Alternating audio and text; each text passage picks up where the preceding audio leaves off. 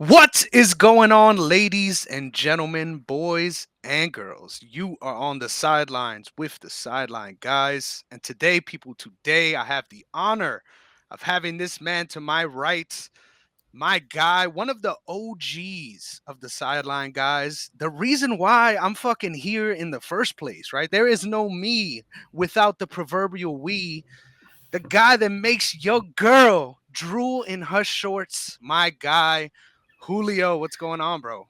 How you doing, bro? That's probably the greatest introduction I've received for anything.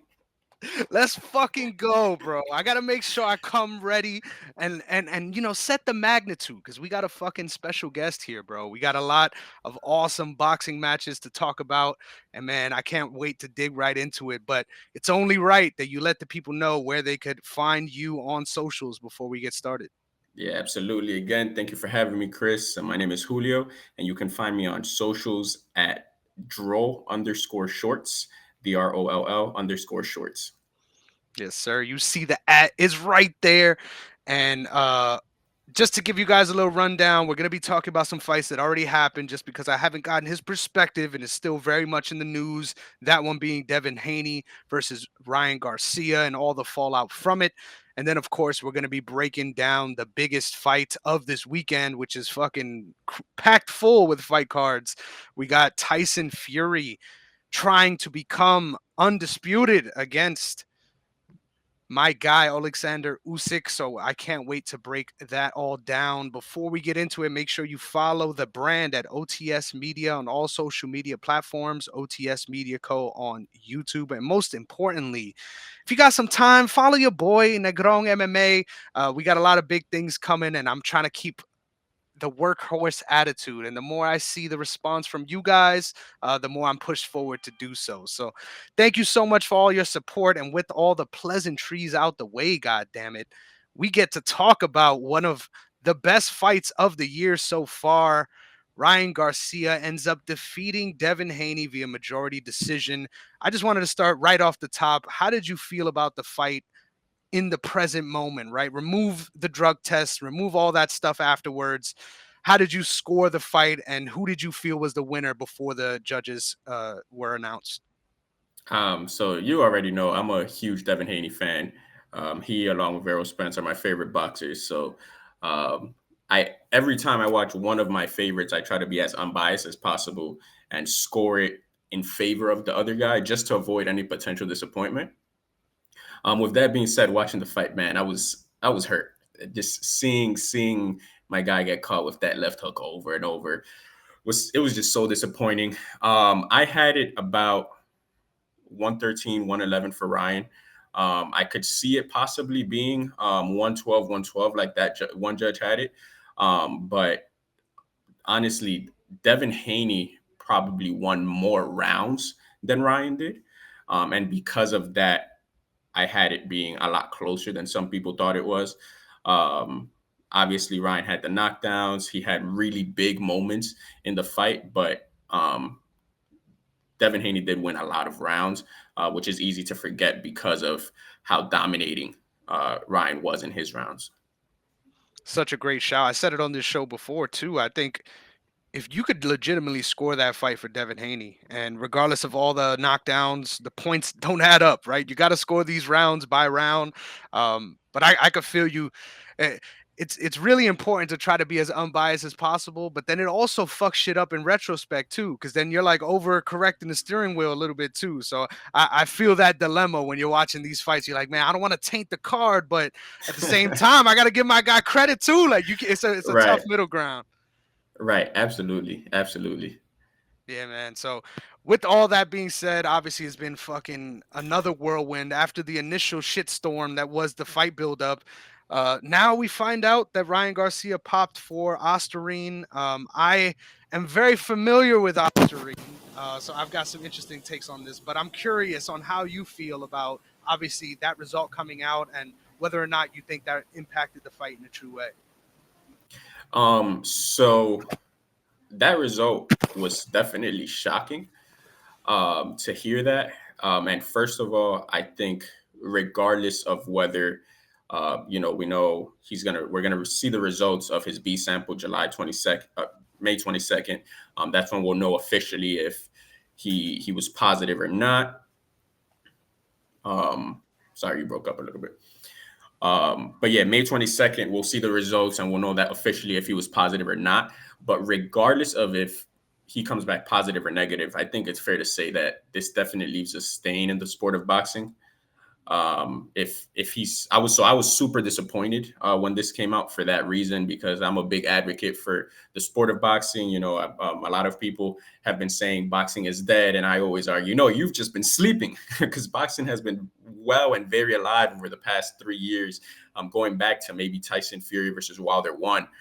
But if this ends up coming out positive, then you have to question the process. You have to question, how did Ryan pass these tests before the fight? How did he come out negative? How did you let him enter this ring on Osterine, knowing what the potential results could have been? Because it is hard to believe that he would have just took it that week.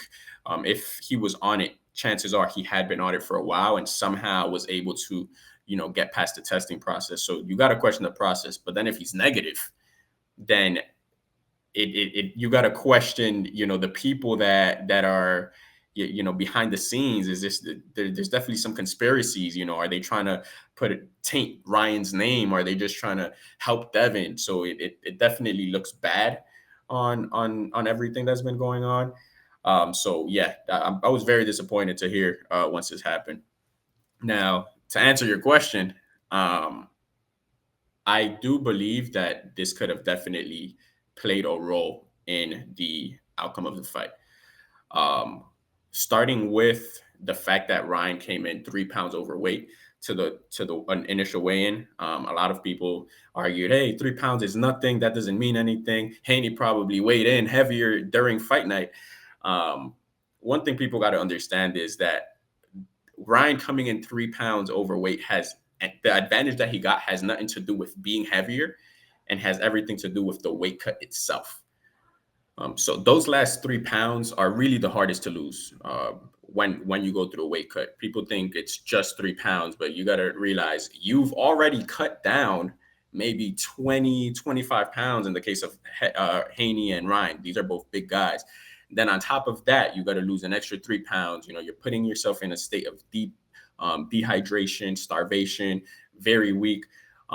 So to have to recover from this in 24 hours, most fighters aren't going to be at 100% when fighting, unless they're fighting at around their walk around weight, which is not the case for Ryan and Haney.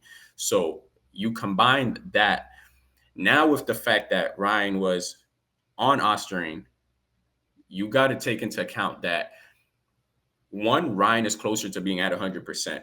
And then two, he's also going to have the physical advantages. So the punches that he's going to catch Haney with are going to affect Haney a lot more. And then on top of that, the punches that Haney catches Ryan with are not going to affect him as much, because, again, they're not coming from someone who's at 100%. One example of that was when Haney caught Ryan clean with a left hook. It was a gazelle punch. Caught him with the gazelle punch, and we saw he dazed him. I was very disappointed that Haney didn't go for the kill at that point, but that's not the type of fighter he is. We understand that. But that left hook is a punch that Ryan has got dropped with multiple times in his career. He got dropped by it by Tank. He also got dropped from it by Luke Campbell. This time Haney hits him with it. He gets wobbled, doesn't drop. Had he gone through that weight cut, who knows? Maybe that's a punch that drops him. Maybe that's a punch that hurts him. Maybe that's a punch that ends the fight. If he's not on the Osterine, he's not going to be as physically fit. That's the same thing. Maybe that's a punch that could have possibly hurt him. And then vice versa. There's a lot of punches that Ryan's hitting Haney with where he's not even fully extending. He's just small little hooks and Haney's just flying. So you got to think, if Ryan doesn't have that Austrian in his system, if he does go through the full weight cut and he's not at 100% strength, do those punches affect Haney the way that they were? Yes, you can argue, and which I do think is the case. Haney's defense was not on point. His game plan was not on point. He didn't have the right game plan. So you can definitely argue that Ryan could have possibly still won the fight without those things. But you can't ignore the fact that they played a role in how the fight played out. I I love it, believe. man. That's the most difficult part about this discussion is because we'll never know exactly what role it played, but it definitely 100% the weight cut and the Austrian play a big role. Dude, I love that I got someone else talking about weight cutting with me on this show because that's something that I bang on about not only in boxing but also in MMA. I think if we were to have a time machine, right, and we were to go forward, I mean, 2,000 years and look at the state of combat sports, right? I genuinely believe the way we look back now at 12-round fights and how ridiculous it was, I think that's how weight cutting will be looked at. I think something needs to be done in order to change the severe dehydration that goes on because it's been clinically proven that when you are dehydrated, the fluid in your brain itself is thinner, which causes more direct impact from those blows, which are coming often. So, it just blows my mind that first of all of these athletes are putting themselves to this extent regardless, right? But also right before you go out there and fucking play the game of death, quite literally. So it is insane to me. I don't know how to fix it, right? That's the problem. We need to have some sort of marker for the divisions, and that needs to happen. Like that, there's no debate on that. One Championship is an organization that has tried Yeah. doing hydration testing as well to try to keep fighters within a certain range. There's also ways you can beat those tests, right? So the way I look at this might be a little cynical, right? But when it comes to the whole performance enhancing drugs conversation, I'm of two different minds of it. I think in one way 100% we could look at this and say, you know what? Ryan Garcia can potentially be a cheater. I have an answer for one of your questions about Osterine, where you're saying how could you potentially pop for this now, but not before if you were taking this. In cases where people are taking Osterine in a malicious way, right? In a contextually obligated, I'm doing this for this event, they're also taking masking agents as Right. well. So when you are under the effects of severe dehydration, those things might be more apparent in those tests. So that's a very legitimate way to look at this where hey, you were on the drugs and the reason why we saw it now is because of the weight cut. Now, that's one way to Mm, sort of press that out. As far as the true impact that Austrian is going to have, this is the biggest can of worms because there's no way we can ever find out. Even if he was taking this right. directly, right? Um, certain people react to certain substances differently, right? Like there's so many different factors that go into it. But in other cases where athletes have popped for Ostarine under the same sort of drug testing parameters, there's been times where it's legitimately been proven to be a tainted either supplement, in one case of an Olympic athlete, tainted water from the venue. Like there's so many Mm, different ways this could have appeared that could be completely insignificant or entirely made the difference on the night, right? So it's just such a weird, dubious discussion, right? There's no true way we could really analyze this. Obviously, it sucks that this is happening. I love that Ryan Garcia came out and said, you know what, fuck it, I'll give if you feel cheated, I'll give you the rematch. People looked at that as an admission of guilt. In my opinion, I think that's a really fucking G move of somebody that felt like you got away with one and being willing to give that guy the rematch regardless of this circumstance. I think is it really does take a lot of balls. So shout out to Ryan for being willing to entertain that rematch under the circumstance. I could see why Devin Haney feels cheated, but I feel like the more we lean into that, right? The more we lean into that, the more we lose sight of all the very valid criticisms you had of Haney in this fight. I think he, especially if a rematch gets made because of this, like the key thing, and I know both of us can say no matter what, we can trust Devin Haney to go out there and fight with the proper game plan, right? But the key thing is to look at the fucking skills. And at the end of the day, some of his skills gave you some real serious problems. And some of your like you said, unwillingness to put yourself out there put you at a deficit as well, right? So it's not just oh, he popped for this, he was on steroids, that's why he beat me. If you go into it with that mindset against someone as dangerous as Ryan, I think you lost already. So how would you feel about a potential rematch, and do you think we end up seeing it? absolutely. I agree with everything you just said. Um, as far as a rematch goes, I'll say this: this fight didn't change my opinion on Ryan at all. I, I I said it the last time we were on the show. I think Ryan is a B, maybe C level fighter. I don't think he's a very skilled fighter personally. And Tank said it himself. If you look at how Ryan fought Tank and how Ryan fought Haney, it was the same exact fight. It was the same exact combinations. It was that jab, left hook right after, which I will say, as someone who boxes, that is a very hard combination to throw. But it's one that he does repeatedly. He didn't do anything different. Haney, I think, lost this fight more than Ryan won it, in my opinion. I think his game plan was off. He kept bringing the right hand down, which is I can't for the life of me understand why he was doing that the entire fight. Even when he was winning, I'm yelling at the screen. I'm like, put your right hand up. That that left hook is coming. Um, so yeah, I do think Haney lost more than Ryan won. If Haney can go back in camp and, like you said, watch the fight, look at where his flaws were, which are very fixable. Keeping that right hand up at all times, because a left hook as fast as Ryan's, you will never see coming. You have to anticipate before it's thrown, and having that hand up before it's thrown so that you catch it regardless of when it's thrown. It's the biggest step in that. But yeah, I do think that the flaws he shows are very fixable. And if he does go back in camp and identifies these flaws, and comes back with the right game plan, and when I say game plan, I mean not trying to stop the fight, not try to end Ryan. That's not the fighter you are. We know you for your jab, using your jab that you're known for. And if you have to make the fight boring, I thought it would be a boring fight in favor of Haney. Make the fight boring. Do what you have to do to win. If they run it back, I still think Haney would win that fight. It'll be a lot closer in Vegas odds, I'll tell you that. But I do still think if Haney does all the things I just mentioned, I think he Yeah, wins man, the you fight. got to think that Haney's going to be the favorite if we ever do see that fight happen again.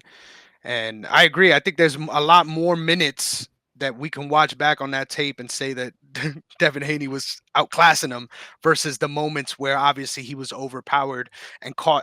So I agree, man. When it comes to catching those punches, you really got to look at it like you got to give yourself a chance for the unknown, right? You got to be technically sound so that if there is something that you aren't prepared for, you are still secondarily prepared for it. So as far as the actual tuning up for that fight, man, I think what, in my opinion, holds Haney back more than anything is the mental warfare sort of with himself in these fights. I think he is of two minds where when he's coming forward and when he knows it's his mission to come forward, right?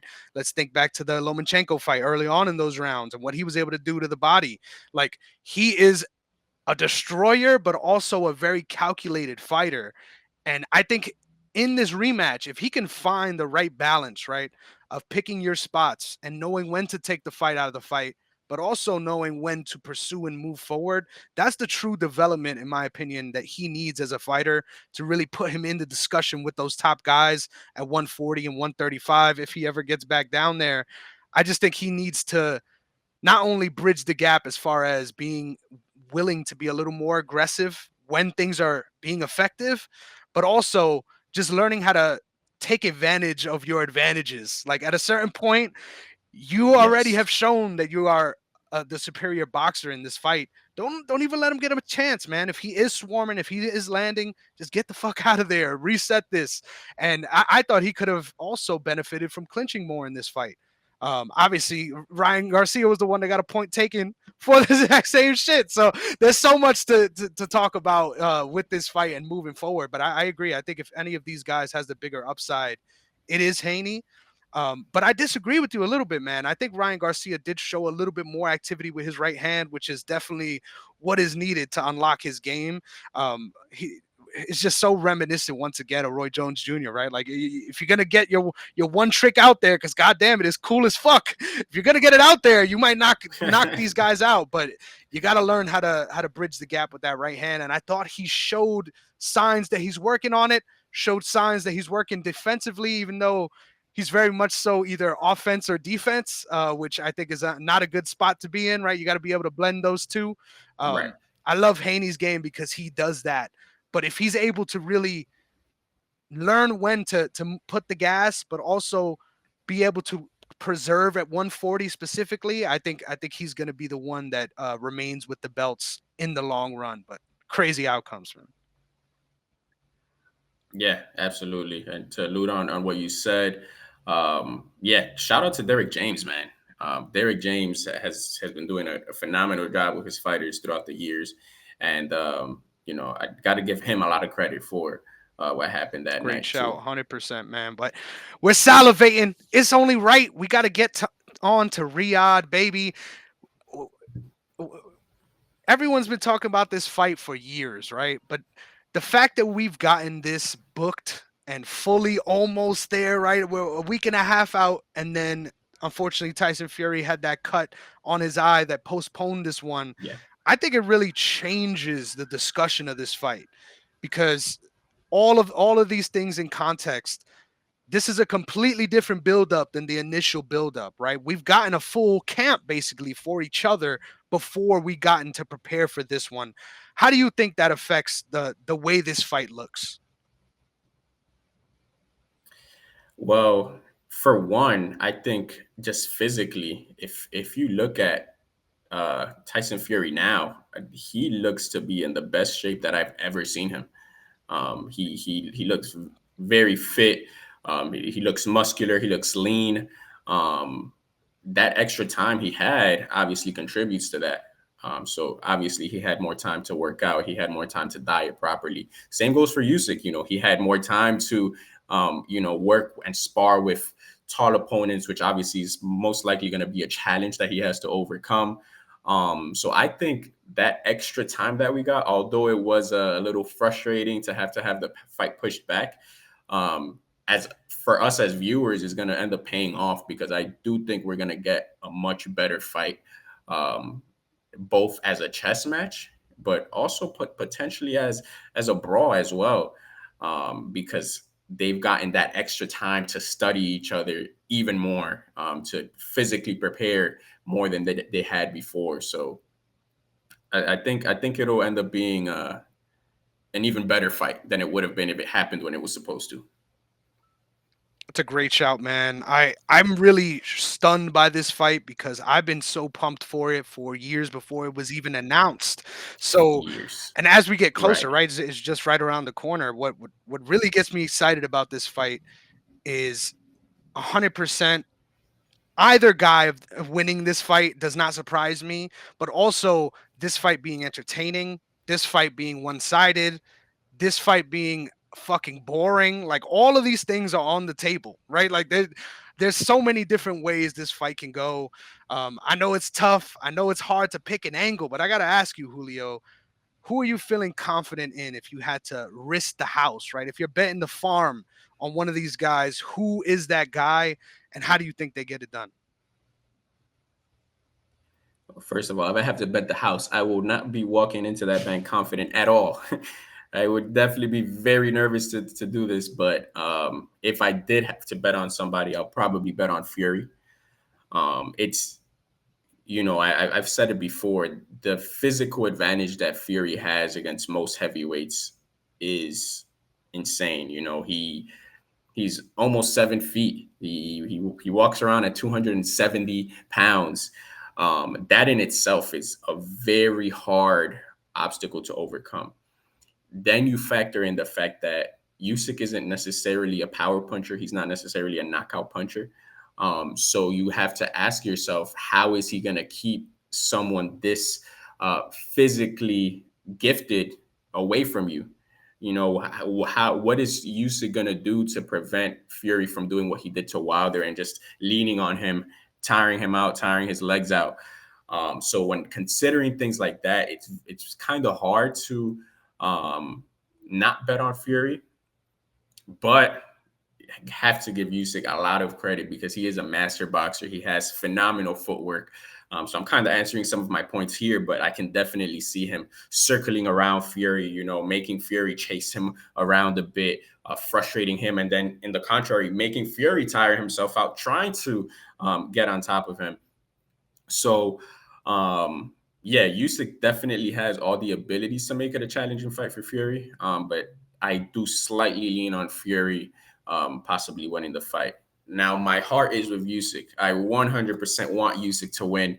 If there was ever a bet where I would want to lose, it would be this one. I 100% want to see Usyk win. I'm a big fan of his, so I will definitely be rooting for him to get the job done. That's how you know Julio's a real fight fan, right? When you could be biased and unbiased at the same time, right? You gotta look at the skills and make the pick. So I Yes, love it. sir. As far as the matchup goes, I definitely agree. If I was picking a someone to blindly throw my entire fortune on, it's gonna be Tyson Fury. And I'm the opposite. I'm a big fan of both these guys, but my heart is with Tyson Fury. This man has been quite literally my idol after that first fucking Wilder fight and everything that's come from it. I think the development we've seen in his game is what makes me really excited to see this fight as well. Funny enough, I'm really worried about Usyk and his ability to keep this fight on the outside, right? You think of someone's fighting someone so large that they would want to get on the inside. I think the more Tyson Fury feels obligated to move forward, in my opinion, the more this fight gets close, especially early on, because of the inverse of what you were saying. Yeah, Yes, of course, Usyk can get tired out by Tyson Fury's weight, right, and just being pummeled by him often. But I think if Usyk could start this fight being super elusive and really forcing Tyson Fury to move forward, I think he can really set up a layered game plan where later on in the fight, now he's really cutting angles and landing more effective shots as Fury really feels like he's behind on the cards. Um, how do you feel like if any of these guys are going to finish the fight, right? I feel like we're both more confident on Tyson Fury getting that knockout. If if we're going to make the case for for Usyk, sure. how do you think he needs to approach this fight? If we were to make the case for Usyk, it'll probably be, like you said, just overwhelming Fury with just footwork, head movement, and breaking him down to the body. So taking his time, breaking him down, and tiring him out to ultimately possibly get a TKO. Um, have back Fury down to a point where he's too tired to continue to chase him, too tired to continue to be the aggressor. If Usyk can shift this fight and turn it into a fight where Fury's on the back foot, I can possibly see him stopping Fury. Yeah, man, and that's the tough part, right? Like with against someone so large and lengthy, it's really hard. It's really hard to Super make them tough. feel like they need to go back, and that's why I feel like you need to flip Yeah, it on them, right? Like you need to start the fight a certain way and then finish with a completely different mindset. They're almost very similar to yeah, Lomachenko against Devin Haney, right? They come from similar camps, similar yeah, skill sets. I think if he can do something like that, right, he's gonna have to weather the storm, especially early. But if you can drag him into those later rounds where he's also been active, that's the key. If Tyson Fury is able to sit on the outside on his jab, it doesn't matter how tired you think he's getting because he's getting the fight he yeah, wants. So it's really a layered game yeah. plan, in my opinion, that can open things up for Fury. I mean, for Usyk. Yeah, absolutely. I agree with you. And having multiple game plans round by round. If, like you said, he has to have one way where he starts the fight. Change that maybe 3 rounds in. Change that again another 3 rounds in. Never let Fury get comfortable with whatever he thinks Usyk is planning for. We know that Usyk does not want to be involved in the clinch in this one. Um, how do you think Tyson Fury is going to approach that with that knowledge? Because I think obviously that's his main skill set against anyone, right? He's either all in or all out. And against someone that big, like you mentioned, that's a really tough fight to stay in, right? Where you're forced to either be right in front of this fucking behemoth and getting weighed on or getting pot shotted from the outside. How do you think Usyk can nullify that? And how do you think Tyson Fury could further that game plan? I think Usyk just has to be overly active with his jab. Using his jab and feints. Keep Fury thinking. Don't let him think he can just come forward at will. make him second guess himself, make him question every punch he's gonna throw. He has to just be overly active with that jab. Because, like you said, it's going to be the opposite of what we'd expect. Fury will most likely be the one bringing the fight on the inside. So that jab has to be extremely active, paired with feints.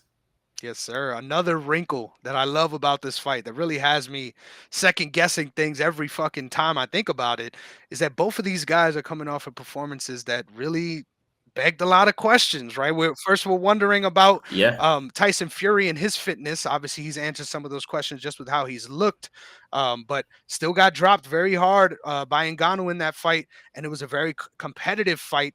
Despite me arguing that it should have been like skill for skill, right? When we consider the outcomes here, we got to see Joshua knock out Ngannou. Boxing math doesn't work. We understand this, right? But I think it's important to for sure. note that if Tyson Fury came in my opinion, at his full powers in that fight, I think it's a completely different fight. But that's not the fight we saw.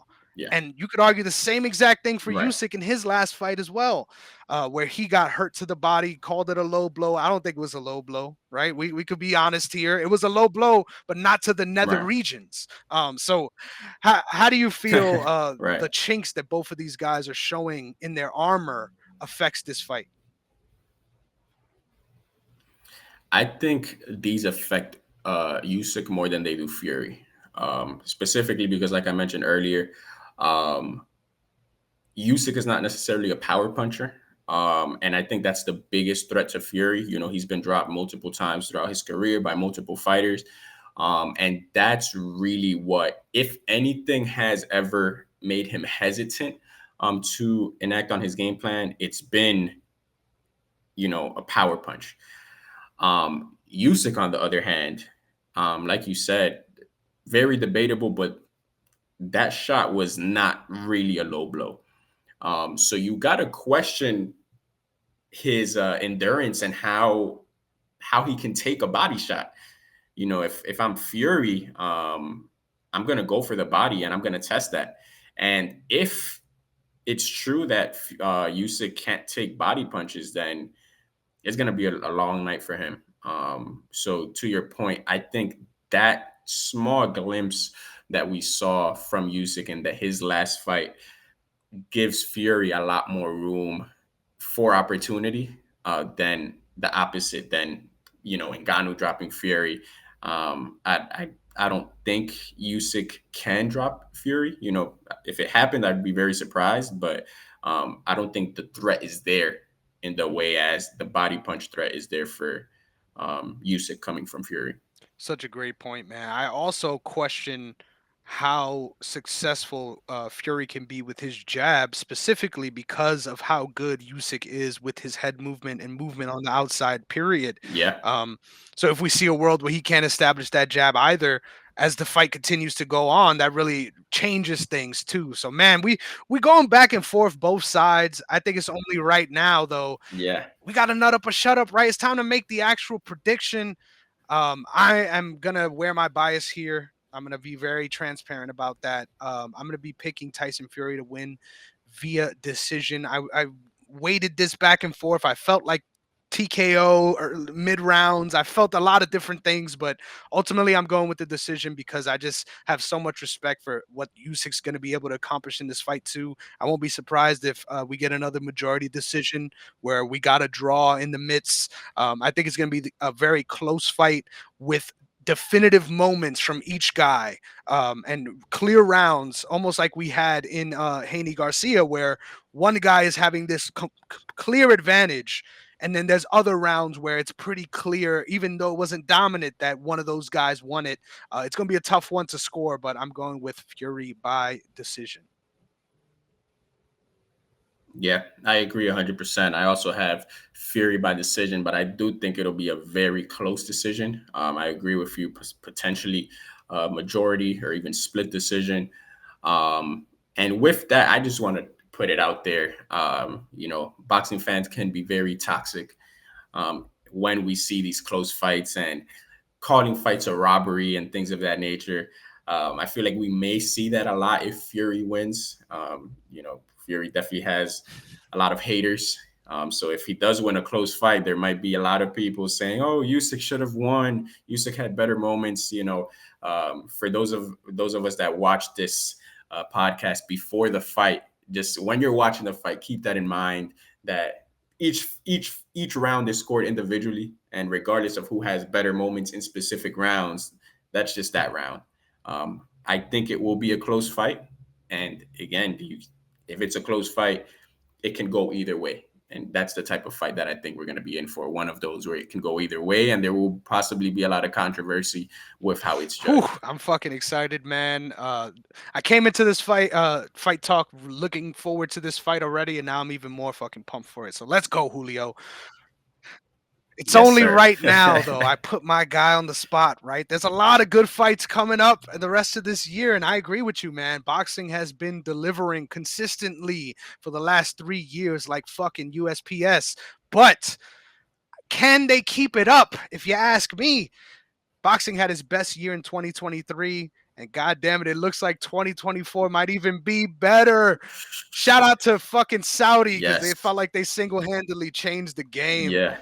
How do you feel about boxing in 2024 before I start asking for your picks on some of these fights? Man, I am so excited.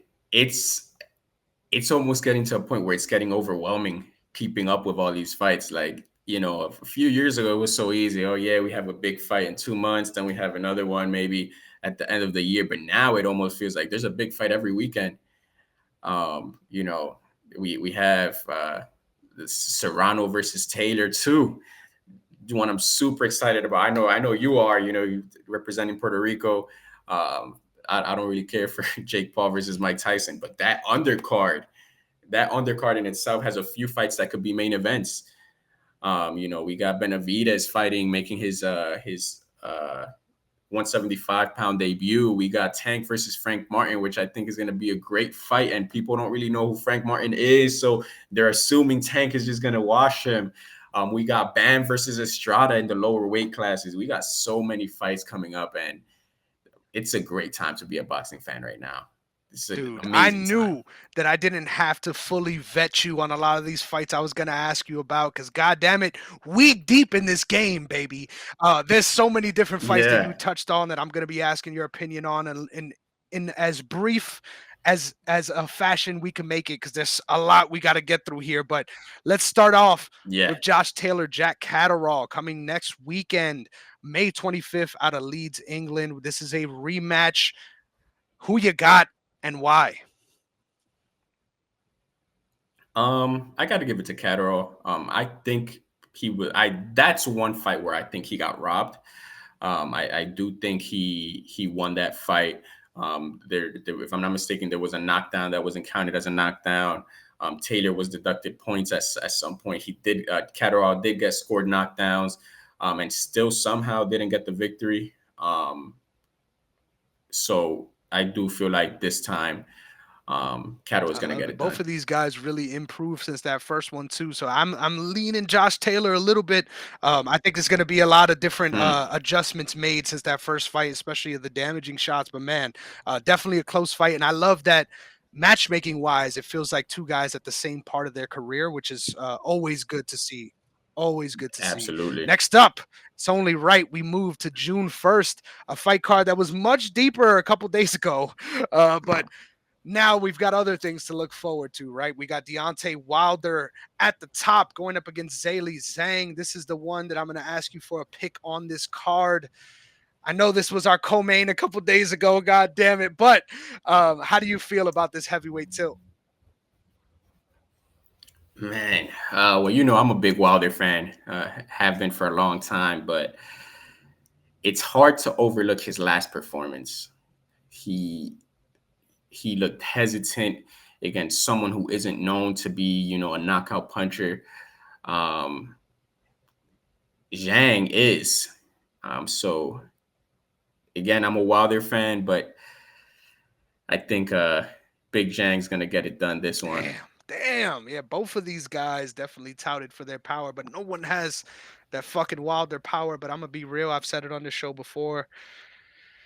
Ayahuasca Wilder's just not sitting right with me, bro. I don't know what's going on. I don't know if it's just mental or partly physical at this stage of his career. I don't know what's going on, but I think this is actually the best matchup for him to allow him to run back the greatest hits. So fuck it, give me Wilder, Right. man. I didn't think I would pick him, but god damn it, I'm doing it. Give me Wilder. Next up, we got Adrian Broner, Blair Cobbs. No, I'm joking. I'm joking. Definitely not going over that dumb shit. We got a fight that you mentioned earlier, Gervonta Davis, Frank Martin, one of the more one-sided fights that fans are looking at, like, oh, it's just going to be a easy win for Gervonta. Trust me, there's some champions that are fighting that I didn't even mention because they're in one-sided fights. This isn't one of them. Who you got in Gervonta, Frank Martin? Well, first of all, again, I want to say Frank Martin is a really good fighter. A lot of people don't know who he is. He's never been a champion. Obviously, he's still a contender, and because of that, a lot of people are writing him off. I do think Tank is going to win. That's my official prediction. I do think he'll most likely stop Frank, but up until that point that we do get to the stoppage, I do think it'll be a really good fight. I do think Frank is going to put on a great performance. But ultimately, Tank has been in the game much longer. He started at a much younger age. He is more skilled. So I think he will get the That's job how you done. know the fucking propaganda's working when you're citing the things that fucking Javante was saying in the press conference. I agree, man. There's a lot of different For angles sure. to this fight. I just hope that Frank Martin's able to bring out the best in Javante Davis in the way that I think he is also someone that, although he's getting big knockouts, has issues at times similar to Devin Haney with picking his spots and knowing how to assert himself. Yeah. In some of the fights, you could see even against Ryan Garcia early on, his inactivity comes to bite him. But obviously, when you got that big fucking power, it ends up not mattering. But I think Right. against that upper echelon in the division, and Frank Martin's right there. A lot of guys can give him trouble by keeping him on the outside and also being like you said, being able to catch in those combinations so that the danger is a little bit mitigated. So I'm picking Tank in this one ultimately, but I agree. I think there's a lot to look for in this one for sure. So we're both probably going to be going with David Benavidez over Jurgovich. No disrespect. I'm going to leave that one off the table. Yeah. It's only right that we Yeah. move on to another one that you mentioned. Once again, Julio's just deep in his bag. He didn't even give me the chance to spring these fucking surprises on him. We got Juan Francisco Estrada going up against Jesse Bam Rodriguez. I'm gonna give you a breather. I'm gonna go first on this one. I'm gonna go first on this one All because right. I think I got a little bit of a hot take. I'm actually going with Estrada here. I think Bam Rodriguez is an amazing prospect, one that we really haven't quite seen in this division in a while. Very reminiscent of Chocolatito's reign, in my opinion, as far as what he's able to do. Um, Ultimately, though, I think Estrada has shown himself to be such a fucking technical, gritty vet, although he is not technically at that stage of his career, right? He's not an old fighter, but he really does fight like a vet. And I think ultimately that's what's going to help him get the decision victory here. But God damn it, that power from Bam is real scary. Who you got in this one? This one is tough. This one is very tough because we got, like you said, we have the experience of Estrada. He's been in there with arguably one of the greatest in that division, Chocolatito. But then Bam is hungry. Bam got that hunger. He has the one hitter quitter where he can end the fight at any moment. Um, I got to go with Bam here. I think his hunger, his desire to be great, him training with Garcia, all of these things combined, I think are going to help him get the edge. As far as the decision goes, I really don't know if it does get to a point where it goes to the end. We see the full 12 rounds, then possibly Estrada. But even Estrada, he's just so overwhelming with his punches. He can get a stoppage too. So it's kind of hard to envision it going 12, but yeah, I'm leaning on Bam. That Slight fight is lean gonna on be them. fucking insane. Like, of all the fights we just talked about, Fireworks. that's the one, guys. I know people try to shit on the lower weights. I don't get Fireworks. it, bro. Those fights, in my opinion, are the most technical, most active, and no two better guys with actual power than to put that on display for us. I'm talking hundreds of punches thrown around It's gonna be, if we potentially. have between the both of them, it's gonna be nuts. Next up, Yeah. we go straight to the title fight, the what should be the main event, Katie Taylor versus Amanda Serrano, 10 rounds, 2-minute rounds. It's important to note that because obviously Amanda Serrano has been a trailblazer in her own right, but doesn't get that nod here. This one is for Katie's belts as well, so this is obviously big, big time. Who do you have in the rematch? This is another one that's tough. That first fight was very close. A little bit of bias here, possibly, but I think Amanda pulls it off. She started the fight off really well. She had Katie figured out, but I think she ended up overwhelming herself, and that's what gave Katie the opportunity to come back. I don't think she gives Katie that opportunity this time. I think Amanda gets the job done, paces herself accordingly, especially now considering she's fought 3-round fights.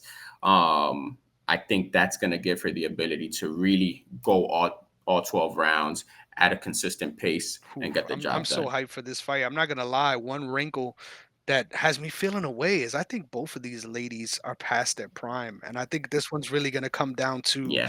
who is further down that slippery slope. I'm leaning towards Serrano, but honestly, not being able to see her knock out certain fighters in her last couple fights has me feeling like maybe consistently landing the power that made the difference in the first fight might be an issue in this one. So I'm actually going to be going with Katie Taylor here. The mind over the heart. God damn it! You know I'm going to be going crazy for Amanda Serrano, but I think Katie Taylor should be able to get this done with superior round winning boxing. But it's going to be a good one. And now I got to ask you. This is the only uncompetitive fight. I'm going to ask you about here. Jake Paul, Mike Tyson. I know you say you didn't want to talk about it. This is going to be the fight that unfortunately everyone's going to be talking about. So I think it's only right that we Yeah. address it. Who you got and why is it going to be sad? Honestly, it's hard to pick only because of the potential conspiracy rumors that circulate. It's like, are we going to see an actual fight? These questions arise.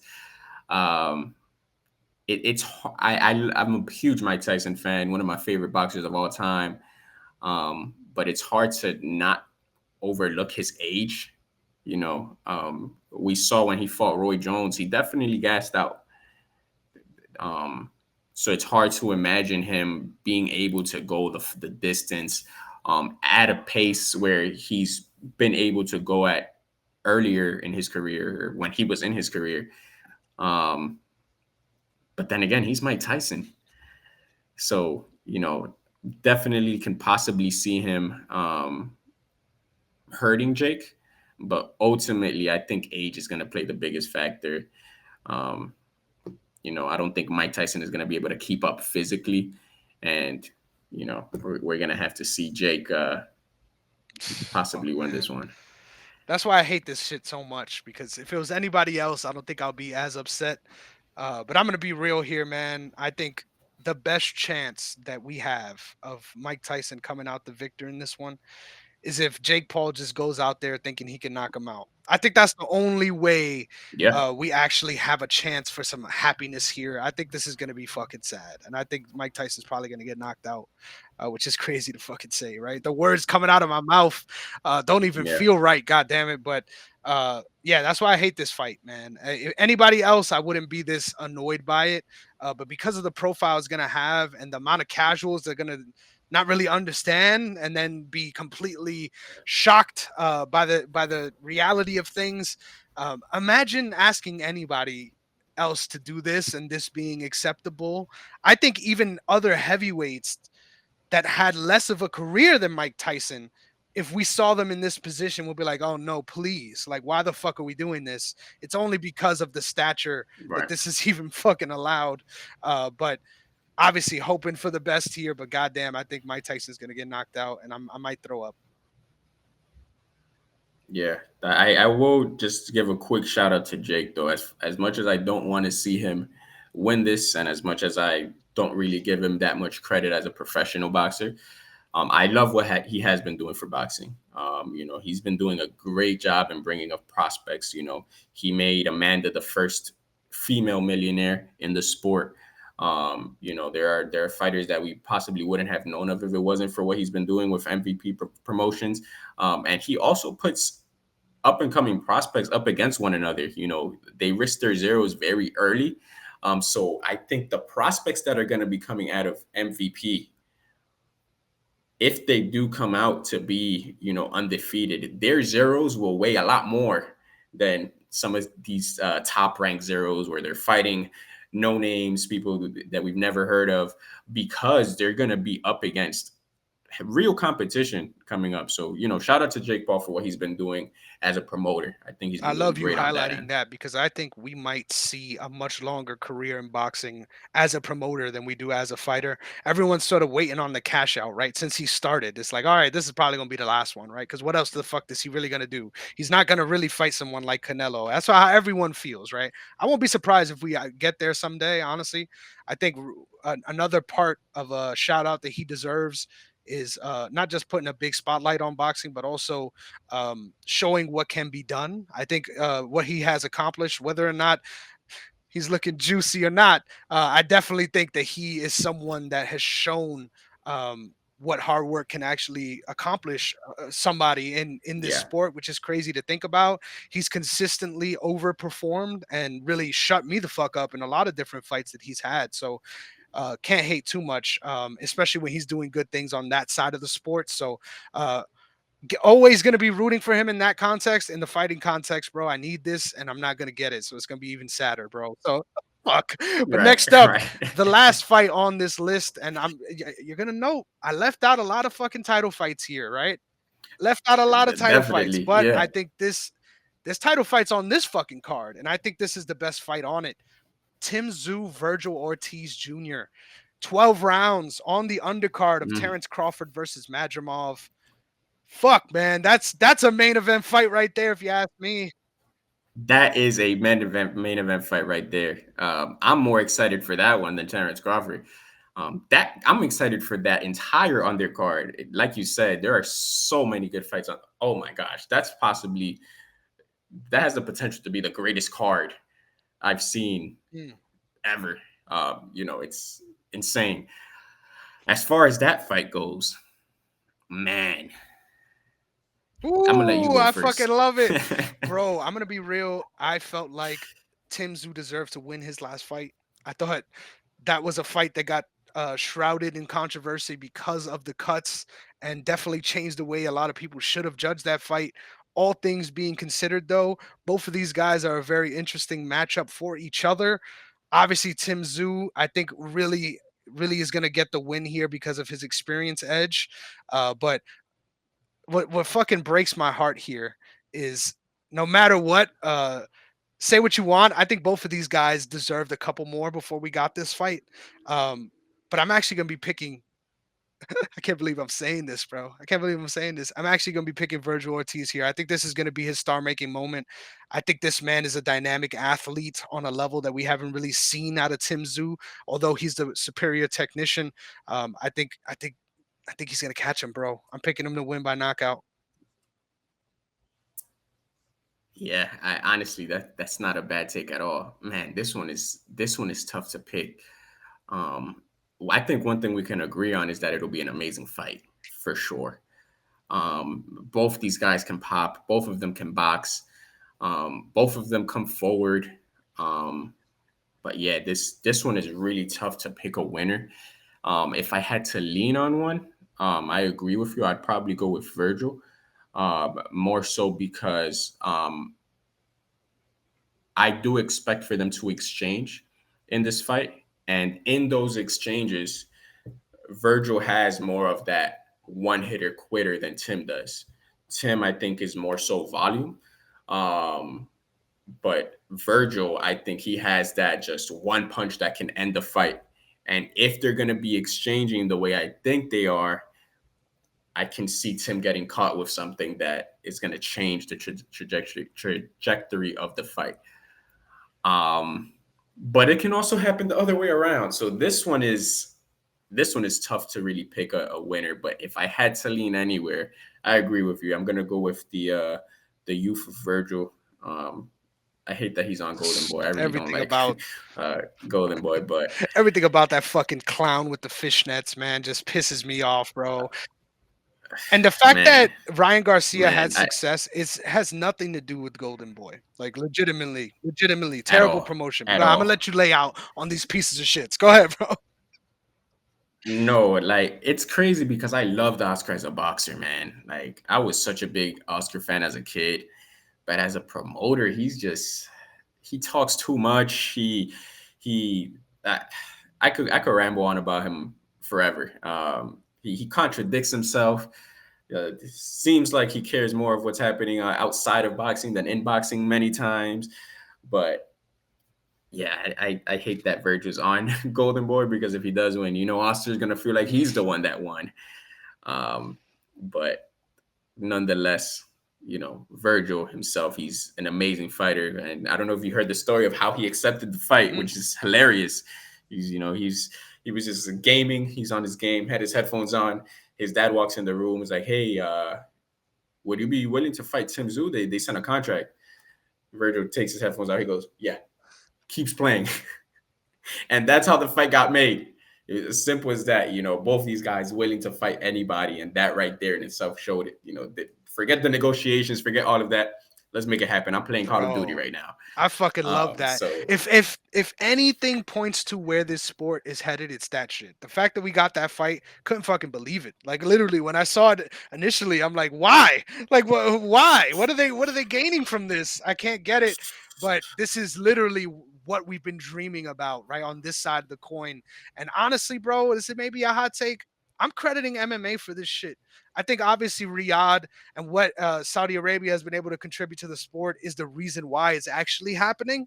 But I credit MMA with putting the fucking heat to boxing and making them realize that we need to do the same. We can't just continue to uh chase this O forever and never end up in a situation where we're getting compelling fights. The fact that this weekend we got a title fight of the ages that is literally a pick 'em almost on most bookies really speaks to the state of boxing. And this fucking fight is exactly that too. I can't believe both of us are going with Virgil. Like when I set it up, I was like, I thought I was gonna blow your mind there. So the fact that we're both going this way is dope, man.